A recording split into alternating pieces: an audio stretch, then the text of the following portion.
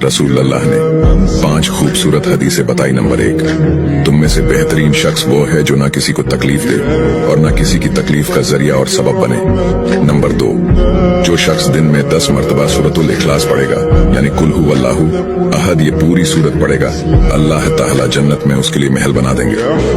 Number 3, जो शख्स हर फर्ज नमाज के बाद 1 मरतबा आयतुल कुर्सी पढ़ने का मामूल बनाएगा, तो उसके और जन्नत के दरमियान सिर्फ मौत का फासला होगा, यानी वो शख्स मरते ही सीधा जन्नत में जाएगा।